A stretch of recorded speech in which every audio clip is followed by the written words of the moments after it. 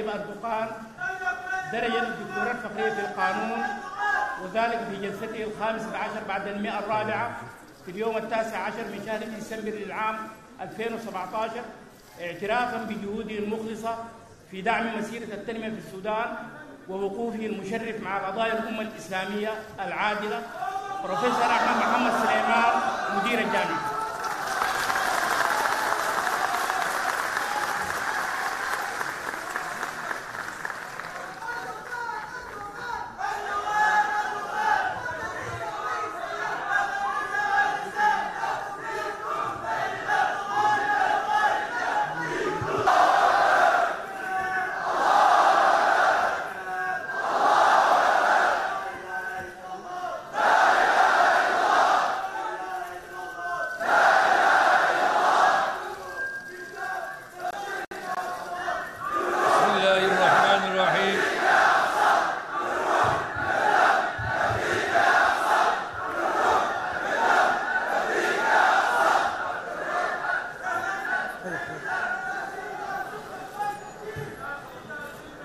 Hartum Üniversitesi'nin saygıdeğer rektörü, değerli öğretim üyeleri, sevgili öğrenciler, kıymetli misafirler, sizleri en kalbi duygularımla, muhabbetle, hürmetle selamlıyorum.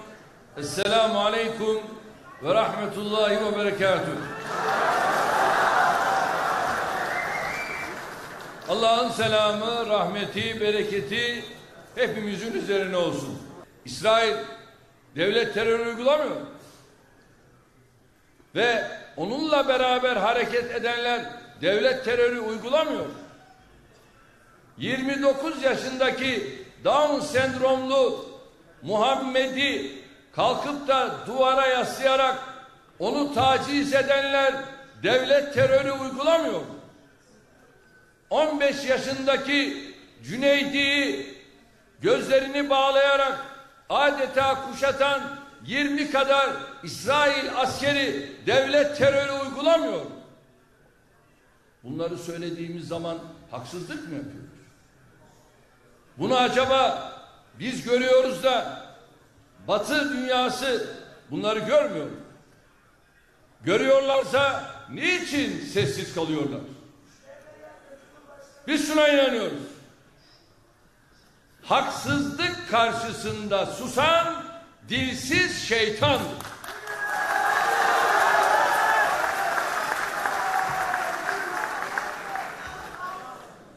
Geçtiğimiz asırda olduğu gibi İslam dünyası bir kez daha bölünmek, parçalanmak, kolay yutulur lokmalara ayrılmak isteniyor.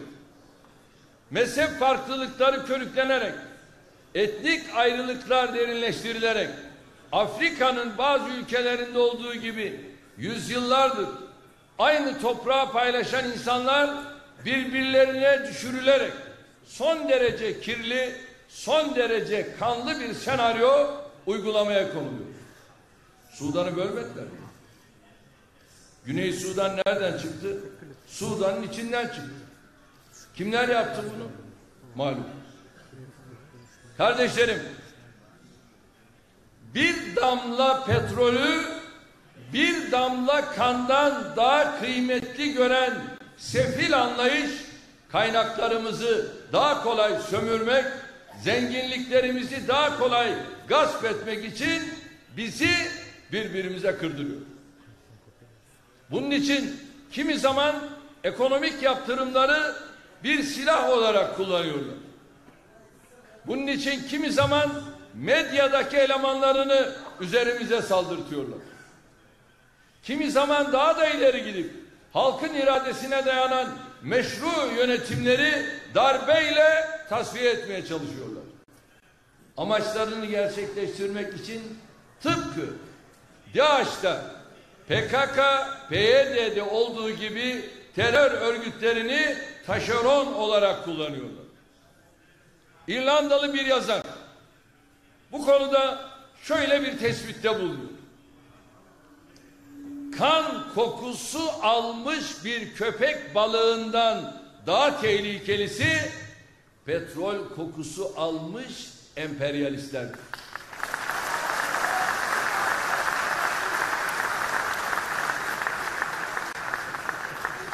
Güzel bir tespit. Yerinde bir tespit. Evet, modern sömürgeciler için, günümüzün emperyalistleri için tek değer elmastır, altındır, petroldür. Onların yegane kıymet verdikleri şey ya yeraltı kaynaklarımızdır ya da yer üstündeki pazar potansiyelimizdir. Onlar için mesele demokrasi, hukuk, adalet değil. Onlar için mesele insan, tabiat, çevre değildir. Onlar için tek mesele paradır, çıkardır, menfaattir. Menfaatleri için bir avuç petrol için çiğnemeyecekleri hiçbir değer, hiçbir ilke yoktur. Şüphesiz bunun anlamını en iyi Afrika kıtası bilir. Asırlar boyunca kendi topraklarında köle gibi çalıştırılan, kimi zaman bir meta gibi alınıp satılan, buradan başka kıtalara gayri insani şartlarda götürülen Afrikalı kardeşlerimiz sömürünün ne demek olduğunu bizden çok çok iyi bilir. Bağımsızlıklarını dişleri ve tırnaklarıyla kazanan Afrika halkları yarım asır sonra bile hala o meşhum dönemin bedelini ödüyor. Fakat bir şey söyleyeceğim. Gelecek Allah'ın izniyle bu asrın sonunu bulmayacak ama Afrika kıtasının olacaktır.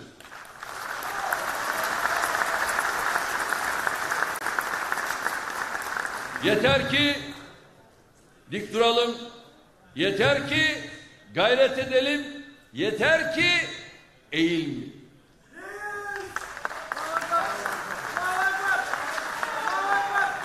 İşte aynen Kudüs meselesinde eğilmediğimiz gibi. Aynen öyle.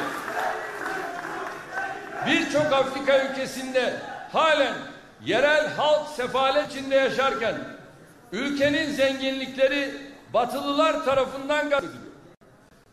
10 sentlik aşılara, üretimi basit ilaçlara ulaşamadıkları için bugün on binlerce Afrikalı çocuk hayatını kaybediyor.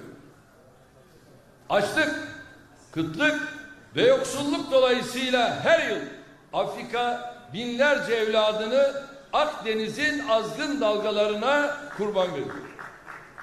Ziyaret ettiğimiz birçok ülkede bu gerçeğe kendimiz de şahit oluyoruz. Ülkesindeki benzin istasyonlarında kuyruk olan bir ülkenin aslında dünyanın en önemli petrol üreticilerinden biri olması bunun en çarpıcı örneklerinden biridir. Gittiğimiz ülkelerde devlet başkanlarıyla yaptığımız temaslarda inanın yüreğimizi dağlayan manzaralarla karşılaşıyoruz. Pek çok liderin mevcut düzene itiraz ettiğinde nasıl eski kolonyal güçler tarafından baskı altına alındığını, nelerle tehdit edildiğini bizzat kendi ağızlarından dinliyorum.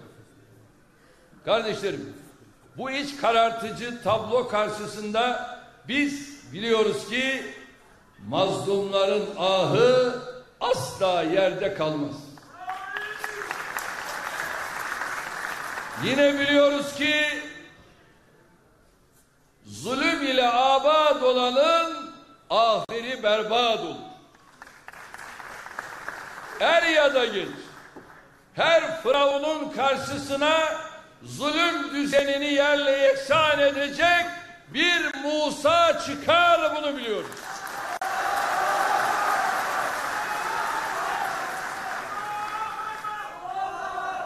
Burada mesele Müslümanlar olarak bizlerin basiret ve ferasetle hareket etmesidir. Zira Peygamber Efendimiz Aleyhissalatu vesselam şöyle buyuruyor: Müslümanın ferasetinden korkun. Çünkü o Allah'ın nuruyla bakar. Bizim için asıl imtihan işte bu. Şayet bizler sömürgecilerin oyununa gelirsek asıl o zaman kaybederiz. Biz sırf belli güçler öyle istiyor diye sırtımızı kardeşimize dönersek, onu kendimize düşman görürsek o zaman uçuruma doğru yuvarlanmış oluruz. Buna karşılık şöyle hep birlikte dünyanın mersus olursak, dayanışma içinde olursak, birbirimize kenetlenirsek o zaman da üstesinden gelemeyeceğimiz hiçbir engel yoktur.